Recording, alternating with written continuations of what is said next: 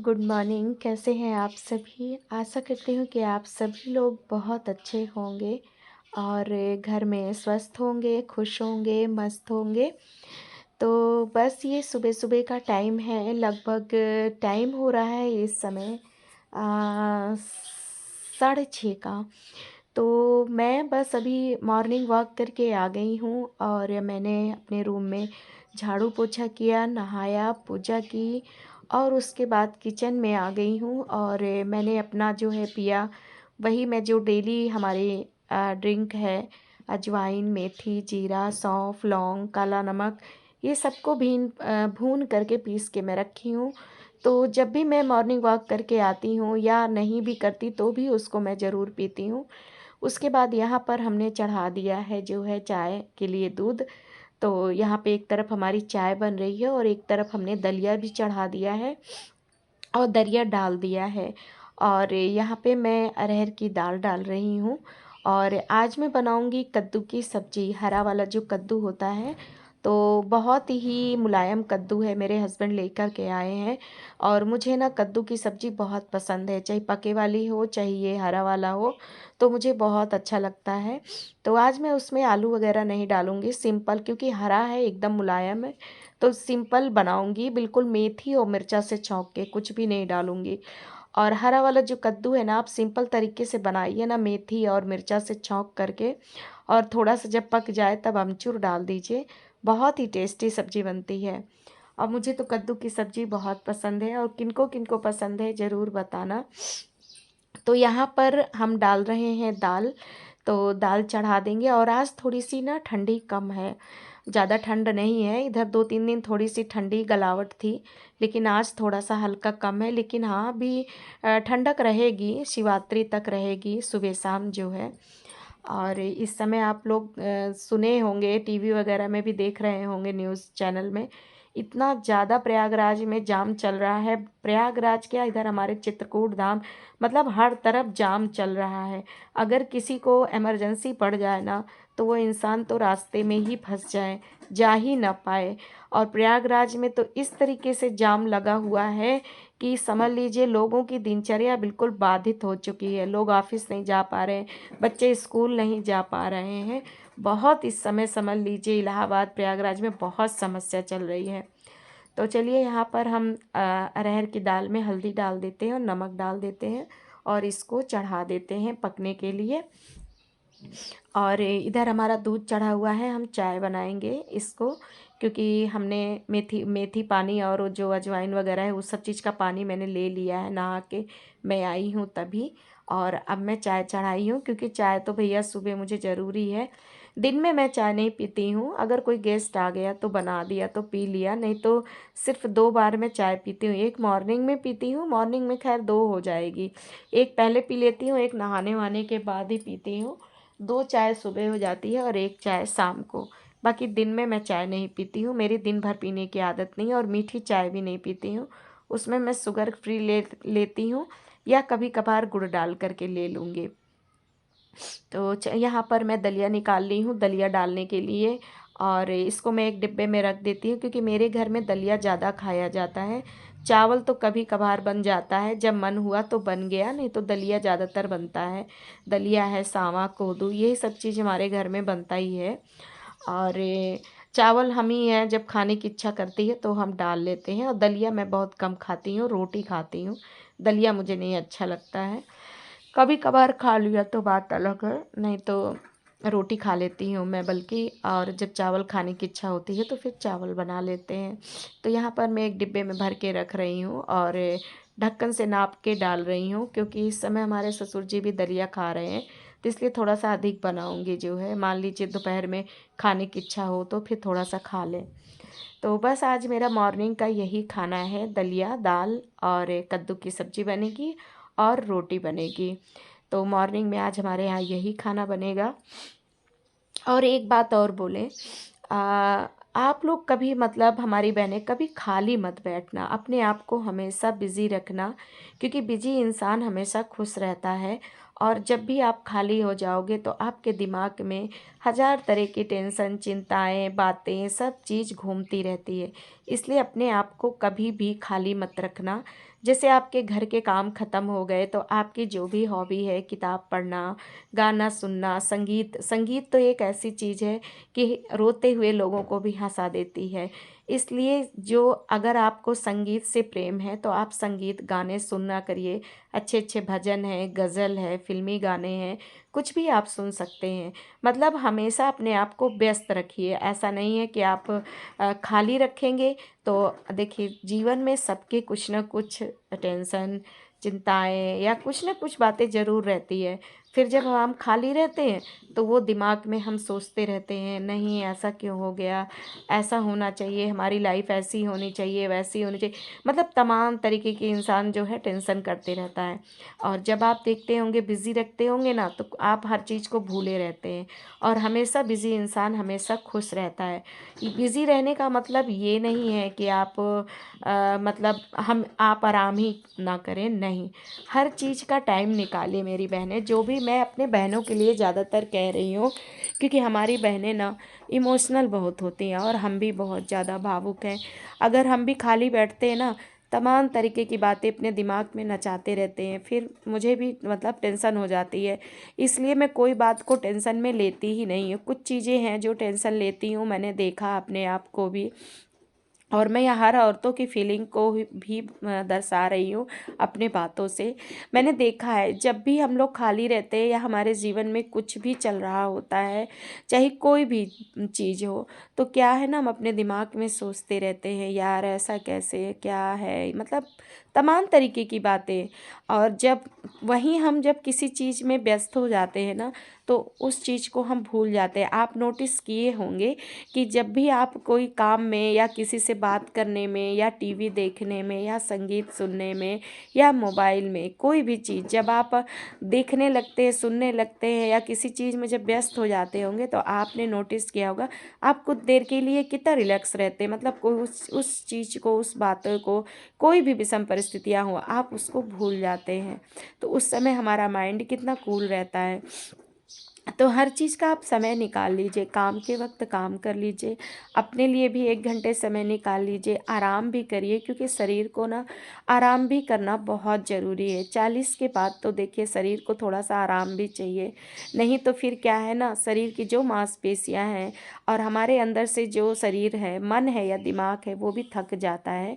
तो इसलिए अपने शरीर को आराम भी देना चाहिए। आराम करने के बाद आप कोई भी चीज़ ऐसा नहीं कि सिर्फ़ काम ही नहीं, आप किताब अगर आपको किताब पढ़ना पसंद है तो आप किताब पढ़िए और संगीत सुनना पसंद है तो आप संगीत सुनिए, लिखना पसंद है लिखना पसंद करिए, डांस करना पसंद है डांस, गाना मतलब जो भी आपकी हॉबी हो उसको आप ज़रूर करिए और उसमें आप व्यस्त रखिए अपने आप को, खुश रखिए अपने आप को क्योंकि देखिए खुशी हमारे लिए बहुत मायने रखती है। कुछ देर के लिए आप हर गम भूल करके थोड़ी देर के लिए जब हँस लेते हैं ना, तो देखते होंगे आपके शरीर में कितना मतलब इफ़ेक्ट पड़ता है, आप खुद सोचते होंगे। इसलिए देखिए गम है, रोग है, दुःख है, ये सब चीज़ें मतलब जनरली है ये दुःख-सुख ये सब तो जीवन में लगा ही रहेगा। परिस्थितियाँ कभी एक समान नहीं होती है, बदलती रहती है, कभी कुछ, कभी कुछ। तो इसलिए क्योंकि हम भी शुरू से हमने बहुत संघर्ष देखा है, बचपन से ही संघर्ष देखा है। मैं आपको बताऊँ मैं छोटी थी तो बहुत बीमार होती थी। कभी कुछ प्रॉब्लम मतलब अस्पतालों के चक्कर ही लगाते रहते थे मेरे पापा और इलाहाबाद का ऐसा कोई हॉस्पिटल नहीं है ये भी नहीं कि कोई नॉर्मली अस्पताल पापा मेरे बड़े से बड़े हॉस्पिटल में मुझे एडमिट कराते थे। आप लोग सुने होंगे प्रीति नर्सिंग होम, राज नर्सिंग होम, प्रीति हॉस्पिटल मतलब बड़े राज नर्सिंग होम इतना बड़ा मतलब अस्पताल था हमारे इलाहाबाद का। उस समय बहुत ही महंगा था। आप सोचिए जब मैं छोटी थी तब मेरा जो है मुझे अपेंडिक्स हो गया था तब मेरे पापा ने मुझे उस अस्पताल में प्राइवेट रूम लेकर के मुझे रखा था। आप खुद सोचिए उस समय मेरे पापा बिजली विभाग में थे, इतनी तनख्वाह भी नहीं थी। लेकिन फिर भी मेरे पापा उस अस्पताल में लेके मुझे 10 दिन रहे, मेरा ऑपरेशन हुआ। उसके बाद फिर मैं बीमार पड़ी, मुझे टॉन्सिल हुआ, फिर फ़ीवर हुआ। प्रीति नर्सिंग होम, प्रीति हॉस्पिटल, अब इलाहाबाद का कोई ऐसा अस्पताल नहीं बचा था जहाँ मुझे मेरे पापा ने एडमिट नहीं किया। मतलब मैंने बहुत संघर्ष बचपन से देखा। उसके बाद जब होश संभाला, शादी हुई, तब मेरे बच्चे हुए, वो भी मतलब ऑपरेशन से हुए। उसके बाद मुझे पथरी हो गई, गाल ब्लेडर भी मेरा नहीं है, निकल चुका है। और उसके बाद मैंने अपने पापा का संघर्ष देखा। मेरे पापा जैसे ही रिटायर हुए, उनको ब्रेन हैमरेज हुआ। उसके बाद वो हार्ट के पेशेंट हो गए। माँ को संघर्ष देखा। मतलब जीवन में हमेशा संघर्ष ही संघर्ष। आप सोचते होंगे मैं हमेशा हंसती रहती हूँ, डांस करती रहती हूँ, गाना गाती रहती हूँ, कैसे अपने आप को खुश रखती हूँ। तो जी हाँ, रखना पड़ता है। अगर मैं सोचने बैठूंगी तो जीवन में इतने दुख, इतनी परिस्थितियाँ विषम भी हो जाती हैं कि अब क्या ही कहें। जीवन रुक सा जाएगा, थम सा जाएगा, लेकिन नहीं, अपने आप को मैं खुश रख लेती हूँ। आप मैं बताऊँ, मैं अपनी तारीफ़ नहीं कर रही हूँ, अपनी खूबी नहीं बता रही हूँ, लेकिन मैं एक चीज़ आप लोगों से शेयर करना चाह रही हूँ, अपने उन बहनों के लिए जो छोटी छोटी बातों में बिल्कुल टेंशनाइज हो जाती हैं। टेंशन मैं भी लेती हूँ, तकलीफ़ मुझे भी होती है। जब परिस्थितियाँ विपरीत होती हैं तो मेरा भी दिमाग बिल्कुल डिस्टर्ब हो जाता है, लेकिन आपके अंदर ही आपकी समस्या का हल है। आप एक बार खोज के तो देखें। आप उम्मीद करती हैं कि कोई मुझे खुश रखे, कोई मुझे मेरी समस्या का हल दे। तो मैं आपसे एक चीज़ बता दूँ, मैंने अपने पे खुद एक्सपेरिमेंट किया है। आपको कोई खुश नहीं रख सकता, आपकी उम्मीदों पे कोई खरा नहीं उतर सकता है, आपकी समस्या का हल आपका कोई नहीं कर सकता, आप खुद ही कर सकते हैं। और अपनी परिस्थितियों को आप अपने से ढाल सकते हैं। आपके मन और आपका दिमाग, आपका शरीर, ये तीनों आपका साथी है। आप ये चीज़ जान लीजिए। पहली बात तो अपने शरीर, अपना दिमाग, अपने मन को अपने वश में रखिए, स्वस्थ रखिए, तो ये आपको अच्छी सलाह देगा। आप खुद देखिएगा, अकेले में बैठिएगा, भीड़ में नहीं। आप 1 घंटा अकेले रहा करिए, आप देखिएगा आपकी हर समस्या का हल आपके पास है। मैंने खुद एक्सपेरिमेंट अपने ऊपर ही भी किया है। जब आप अकेले बैठोगे ना, अपने आप से सवाल पूछना, क्या ये चीज़ ये सही है? क्या ऐसा करना चाहिए? क्या मैं ऐसा करके इस परिस्थिति को बदल सकते हैं? आप खुद से हेलो, अपने से गुड सवाल मॉर्निंग। लेंगे, कैसे आपको हैं आप हर सभी? चीज़ का आशा आंसर करती हूँ कि मिलेगा, आप आप देख सभी लोग लेना। बहुत अच्छे होंगे। और आज कुछ ठंडी कम है और 2 दिन से ना ठंडी थोड़ी सी गलन बढ़ गई थी। और आज मैं सुबह उठ गई थी तो बस मॉर्निंग वॉक करके आई हूँ, थोड़ा सा योगा एक्सरसाइज करी हूँ। और बर्तन वाली 2-3 दिन से हमारी छुट्टी पे गई थी, तो बोली थी कि आज आ जाएंगे, लेकिन नहीं आई। उसके बाद हम फिर अपना बर्तन वगैरह धुले, नहाए, पूजा किए, बस किचन में देख के जुट गए हैं। और आज हमने छौंका है हरी वाली जो कद्दू आती है उसकी सब्ज़ी, दाल और ये दलिया। दाल हमारी अभी चढ़ी हुई है और हमने अभी चाय पी लिया है। और आप सब लोग कैसे हैं? आशा करती हूँ कि आप सभी लोग बहुत अच्छे होंगे। और इस समय इतना जाम लग रहा है, प्रयागराज से लेकर इधर हमारे चित्रकूट धाम तक इतना जाम है कि समझ लीजिए जाने लायक नहीं है। ये महाकुंभ क्या लगा है कि अब क्या ही कहे। कितनों की तो जान ले लिया महाकुंभ ने, लेकिन फिर भी पब्लिक मान ही नहीं रही है। अरे नहाना है तो आप छिम छिम में जाओ, नहा कर के आ जाओ। जो आस्था है, धर्म है आपका, गंगा मैया कहीं चली नहीं जानी, लेकिन भीड़ में ही पब्लिक जाती है। कितने अपनों से बिछड़ चुके हैं। आज भी वहाँ पर इतनी गाड़ियाँ खड़ी हुई हैं, जैसा कि मेरा इलाहाबाद में मायका है। मेरे भाई लोग बताते हैं इतनी गाड़ियाँ खड़ी हुई हैं कि उस गाड़ी का कौन मालिक है कोई अता पता नहीं है। अभी कोई पता ही नहीं है कि किसकी गाड़ी है।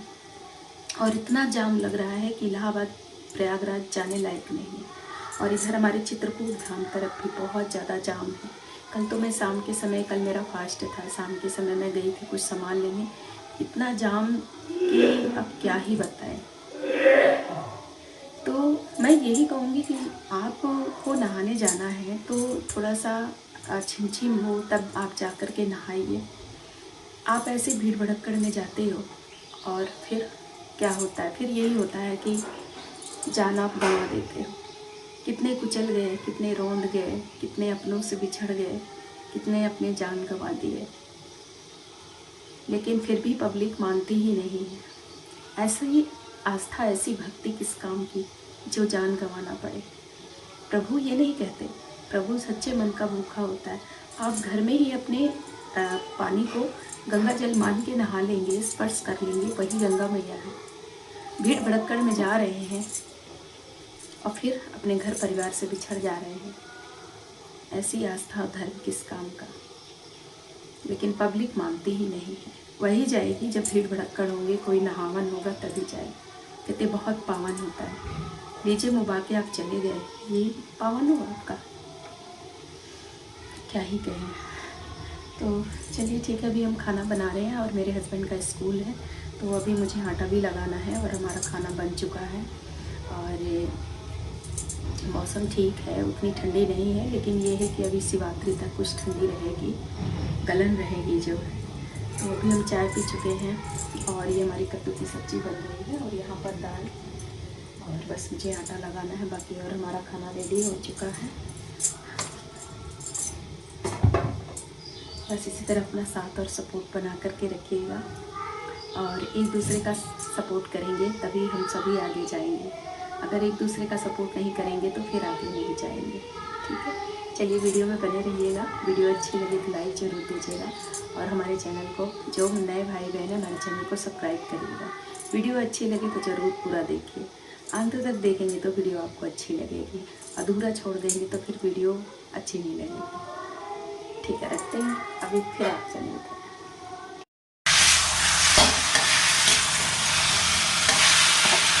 तो बस यहाँ पर हमने कद्दू को जो है छौंका लगा दिया है तेल में मेथी मिर्चा डाल करके, और अब ये पकने ही वाला है। अब इसमें मैं अमचूर पाउडर डालूँगी। और यहाँ पे ये देखिए मेरे हरे वाले कद्दू की सब्ज़ी बन के रेडी है। मेरा खाना बन गया, मेरे हस्बैंड चले गए टिफ़िन लेके। उसके बाद मैं अपने सासू माँ को खाना लेके आई हूँ, और पता है ये खाती नहीं है, खाती है फिर तुरंत लेट जाती हैं। तो ऐसे ही करती हैं ये। तो इनको मैं कह रही थी उठ के बैठो, पहले खाना खाओ, और ये थोड़ा सा खाती हैं फिर लेट जाती हैं, थोड़ा सा खाती हैं फिर लेट जाती हैं। तो मैंने कहा पहले दूध पी लो, उसके बाद जो है क्या कहते हैं। तो फिर इन्होंने एक कटोरी पहले दूध पी लिया है और रोटी सब्जी नहीं खाई वो। मैंने कहा चलो ठीक है, जो भी खा लिया वही सही। उसके बाद यहाँ पर मैं आ गई हूँ और बैगन लाए थे, तो मुझे ना बैगनी वाला बैगन बहुत पसंद है, उसी का मैं चोखा बना रही हूँ। और यहाँ पर ये देखिए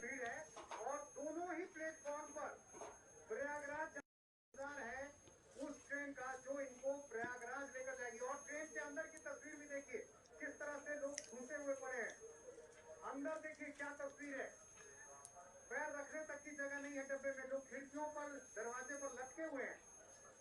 और ऐसी स्थिति में पटना रेलवे स्टेशन पर काफी भीड़ है और ये मगध एक्सप्रेस है।